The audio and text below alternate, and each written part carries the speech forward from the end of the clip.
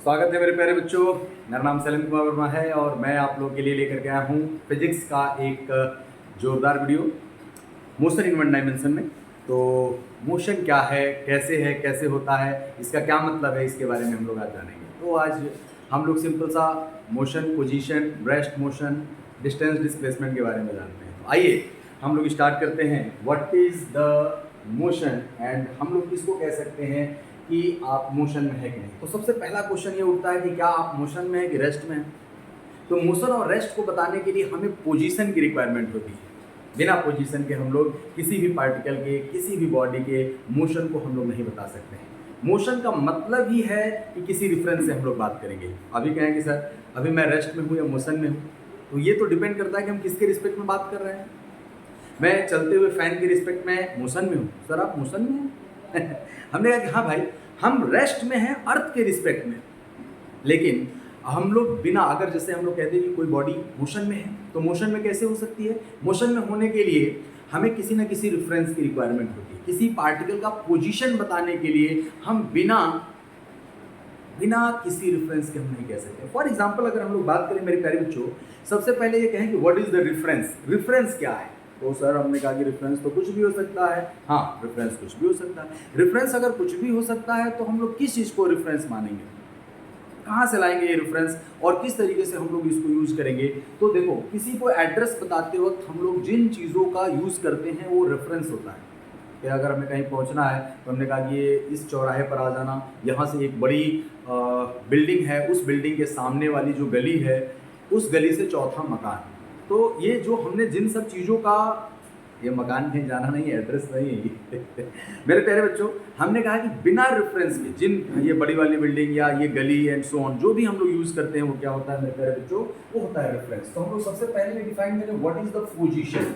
Position क्या है किसी भी पार्टिकल का, किसी भी बॉडी का। अगर हमें पोजीशन फाइंड आउट करना है मेरे प्यारे बच्चों, तो first of all we have to describe the reference. तो हमने कहा कि बिना रेफरेंस के हम लोग किसी पार्टिकल का पोजीशन नहीं बता सकते।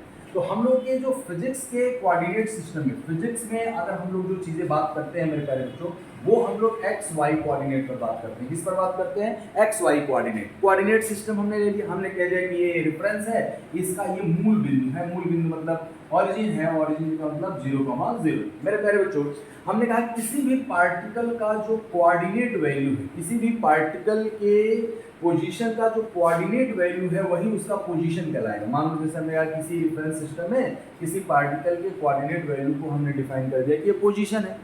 हाँ ठीक है सर, हमने मान लिया कि चलिए ठीक है, हमें दूसरा पार्टिकल करना होगा तो हम दूसरा कोऑर्डिनेट सिस्टम बताएंगे। अब हमने कह दिया कि सर इस पे पहुंचने के लिए क्या करना है, हमने कहा कि एक्स एक्सिस पर x मीटर चलना है और y एक्सिस पर हमें कितना मीटर चलना है, y मीटर चलना है। ये इसकी पोजीशन को डिस्क्राइब कर देगा। या हो सकता है कि हम लोग पहले y पर जाएं और फिर x पर जाएं। ठीक, अब हमने कहा कि पोजीशन क्या है, किसी भी पार्टिकल का किसी रेफरेंस सिस्टम में कोऑर्डिनेट वैल्यू ही उस पार्टिकल का पोजीशन कहलाता है। पोजीशन, तो पोजीशन बिना रेफरेंस के हम लोग डिफाइन नहीं कर सकते हैं। We required position reference for the position description. ठीक है, अब हमने कहते हैं कि चलिए ठीक है सर ये ऑरिजिन है।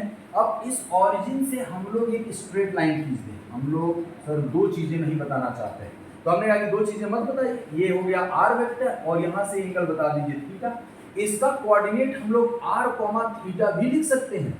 What is this, this is polar coordinate. Polar coordinate,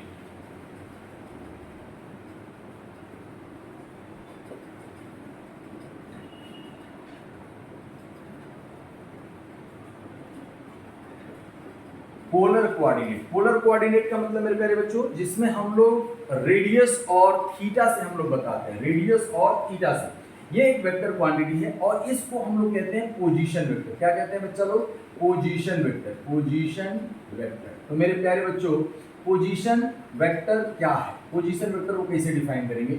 हमने कहा कि किसी भी पार्टिकल के पोजीशन को ऑरिजिन से किसी पार्टिकल के पोजीशन को स्ट्रेट लाइन से अगर मिला दिया जाए इन सर्टेन डायरेक्शन, वो हमारे पास क्या बन जाता है, position vector. Position vector. Vector क्या है, वेक्टर का मतलब इसमें मैग्नीट्यूड भी होगा और डायरेक्शन भी होगा। बिना हम डायरेक्शन के हमने कह दिया कि 5 मीटर से अगर हमें यहाँ से चलना है तो 5 मीटर तो सर हम किसी भी डायरेक्शन में जा सकते थे, किसी भी डायरेक्शन में जा सकते थे, लेकिन हम 5 मीटर केवल इस डायरेक्शन में क्यों गए? इस थीटा की वजह से। अगर ये थीटा नहीं होता तो हम लोग इस डायरेक्शन में ट्रैवल नहीं कर पाते। यानी हमने जाना क्या है? पोजीशन। पोजीशन मतलब बिना रेफरेंस के हम लोग पोजीशन नहीं बता सकते। तो रेफरेंस मिल गया तो उसके बाद क्या? हमने कहा कि किसी रेफरेंस सिस्टम में किसी पार्टिकल के कोऑर्डिनेट्स को ही हम लोग उस पार्टिकल का पोजीशन कहते हैं। पोजीशन मींस स्थिति। अब हमने कहा कि पोजीशन वेक्टर, जब हम लोग किसी भी पार्टिकल के पोजीशन को रेफरेंस के ओरिजिन से मिला देंगे तो वो हमारे पास क्या कहलाएगा? उसका पोजीशन वेक्टर कहलाएगा। ठीक है मेरे प्यारे बच्चों, पोजीशन वेक्टर अगर हम लोग समझ गए हैं, पोजीशन अगर हम लोग समझ गए हैं, तो अब हम लोग ये डिफाइन करेंगे what is the rest and motion. तो मेरे प्यारे बच्चों, मोशन इन वन डायमेंशन का ये पहला वीडियो जो अभी मैं इंट्रोडक्टरी आप लोगों के लिए लाया हूँ, इसमें हम लोगों को सिर्फ ये समझना है। देखिए सबसे छोटा टॉपिक हम लोग समझते हैं, लेकिन बेटा इसी के रेफरेंस से हम लोग सभी चीज़ों को समझ पाएंगे। चाहे हम इलेक्ट्रॉन की पोजीशन की बात करेंगे तो हम लोग न्यूक्लियस के रिस्पेक्ट में बात करते हैं। हम लोग अगर किसी ट्रेन या किसी कार या हम लोग अर्थ या सन के अगर हम लोग रिस्पेक्ट में बात करेंगे, सब चीज़ के लिए हमें किस चीज़ की रिक्वायरमेंट होती है मेरे प्यारे बच्चों? सब चीज़ के लिए हम लोग को रिक्वायरमेंट होती है रेफरेंस, और रेफरेंस से ही हम लोग डिफाइन कर पाते हैं पोजीशन। अब हमने कहा कि देखिए सर, आपने बताया ये है मेरे प्यारे बच्चों एक्स और ये वाई एक्सिस, ये हमारा कोऑर्डिनेट सिस्टम हो गया। ये किसी पार्टिकल का पोजीशन है, पोजीशन को हमने कह दिया एक्स कॉमा वाई। अब हमने कहा कि ठीक है सर, अगर ये एक्स कॉमा वाई है, पोजीशन है, पोजीशन वेक्टर भी हम लोग जानते हैं, क्या हम लोग इसको कहेंगे कि रेस्ट और मोशन कैसे डिफाइन किया जाए? रेस्ट एंड मोशन, क्या ये रेस्ट में है, क्या ये मोशन में, ये कैसे जानकारी रखनी पड़ेगी? तो हम लोग को एक थर्ड टर्म को भी इसमें इंट्रोड्यूस करना पड़ेगा, जिसको हम लोग कहते हैं टाइम। तो हमने कहा कि किसी भी पार्टिकल का पोजीशन, किसी भी पार्टिकल का पोजीशन टाइम के रिस्पेक्ट में अगर चेंज नहीं होता तो वो हमारे पास क्या कहलाएगा? रेस्ट में। इन द गिवन रेफरेंस सिस्टम। अब देखो एग्जांपल, हम ट्रेन चल रही है 200 किलोमीटर पर घंटे के हिसाब से, हम उसमें बैठे हुए हैं और हम ये ऑब्जर्व कर रहे हैं, अगर हम एक प्लेस से दूसरे प्लेस पर गए तो हम ट्रेन के रिस्पेक्ट में क्या है? रेस्ट में हैं। लेकिन ट्रेन के रिस्पेक्ट अगर हम लोग ये कहेंगे ग्राउंड के रिस्पेक्ट में मैं भी मोशन कर रहा हूँ, ट्रेन भी मोशन करेगी, क्योंकि ट्रेन के साथ साथ ही हम जा रहे हैं। तो लेकिन ट्रेन के रिस्पेक्ट में मेरा वेलोसिटी क्या है? 0, लेकिन ग्राउंड के रिस्पेक्ट में मेरी वही वेलोसिटी है जो ट्रेन की है। तो मेरे प्यारे बच्चों, हम लोग कहेंगे रेस्ट का क्या मतलब है? रेस्ट हमने कहा कि reference in the given reference system. अगर हम लोग कहेंगे रेस्ट क्या है? रेस्ट, तो गिवन रेफरेंस सिस्टम में पोजीशन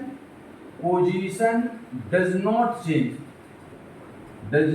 change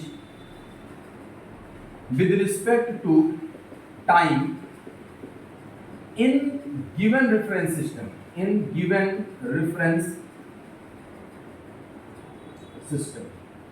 अगर गिवन रेफरेंस सिस्टम में अगर पार्टिकल का पोजीशन टाइम के रिस्पेक्ट में चेंज नहीं होता है तो क्या कहलाएगा मेरे प्यारे बच्चों? रेस्ट में कहलाएगा। अब हमने कहा कि ठीक है सर, मोशन क्या है? हमने कह दिया कि मोशन का क्या मतलब? हमने कहा कि सर देखिए, अगर इसी का उल्टा हम लोग कहते हैं position of a particle changes with respect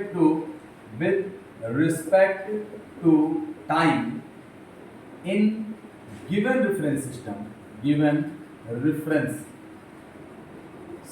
इसमें सबसे इंपॉर्टेंट क्या है? Reference system. ये रेफरेंस सिस्टम तो हमारे पास क्या कहलाएगा? तो particle is in motion, particle is in motion. मेरे प्यारे बच्चों, इस बात को समझिए, अगर ये पार्टिकल का कितना कोऑर्डिनेट है? 2 कोऑर्डिनेट अगर हमारे पास है, 2 में से कोई भी अगर टाइम के साथ चेंज नहीं हो रहा है, मतलब पोजीशन फिक्स है, इसका मतलब रेस्ट में होगा। रेस्ट का मतलब ये नहीं हम रुके हुए हैं। अरे रेस्ट का मतलब रुके हुए होने का मतलब क्या है? आप तो उसका हिंदी अनुवाद बता रहे हो। आपको रेस्ट का मतलब यह है कि पोजीशन टाइम के रिस्पेक्ट में इन the given reference system change नहीं होना चाहिए। वो हमारे पास क्या कहलाएगा? रेस्ट एंड मोशन का डायमेंशन, रेस्ट एंड मोशन का हमारे पास डेफिनेशन होगा। मेरे प्यारे बच्चों, इस बात को समझ गए हैं? अब अगर मोशन हो रहा है तो हमारे पास, जैसे जनरल अगर हम लोग बात करें किसी भी रेफरेंस सिस्टम में, तो हम लोग जनरली इस पूरे दुनिया में हमारे पास 3 परपेंडिकुलर डायरेक्शंस हैं जो इंडिपेंडेंट हैं एक दूसरे से। हमने कहा कि 3 परपेंडिकुलर डायरेक्शन एक दूसरे के अगर इंडिपेंडेंट है तो क्या सर? हमने कहा कि देखिए मेरे प्यारे बच्चों, जनरली हम लोग जो डायमेंशन बात करते हैं ये x हो गया, ये y हो गया, और ये हम लोग कह देते हैं कि ये z एक्सिस है। तो किसी पार्टिकल का अगर कोऑर्डिनेट वैल्यू, ये 2 डायमेंशन में इसलिए हम लोग इसको देख नहीं पा रहे हैं, x y z।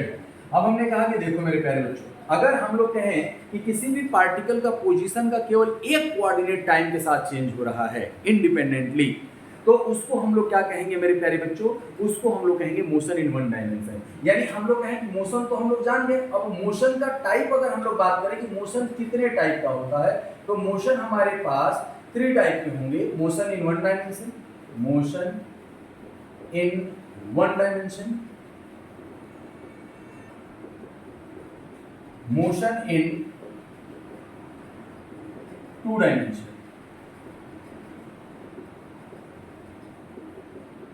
and motion in 3 dimension।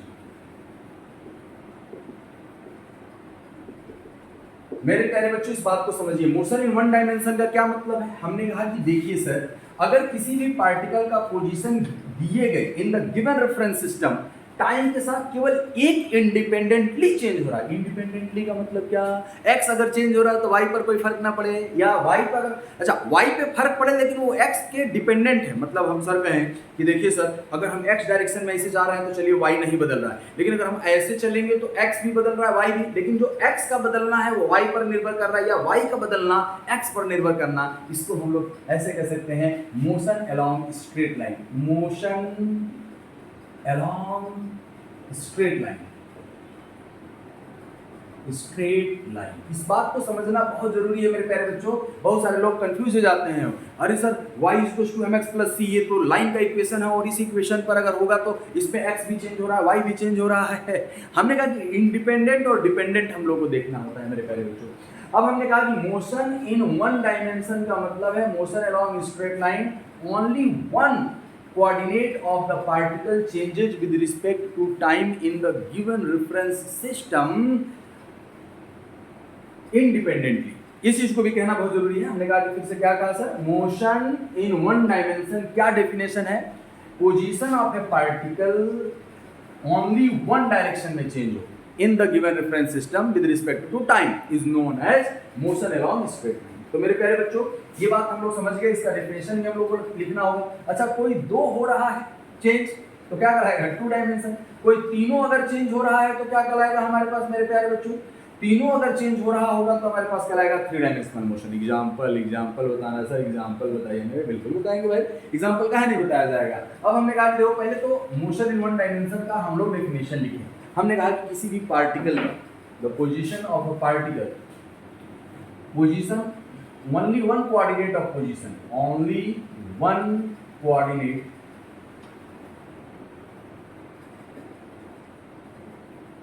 of position changes with time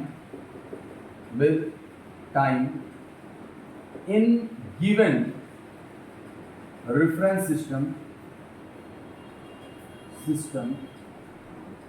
is known as given reference system independently, मतलब without changing the other form, मतलब y में चेंज नहीं होगा, z में चेंज नहीं होगा। इस चीज के बारे में अगर हम लोग बात करें मेरे प्यारे बच्चों,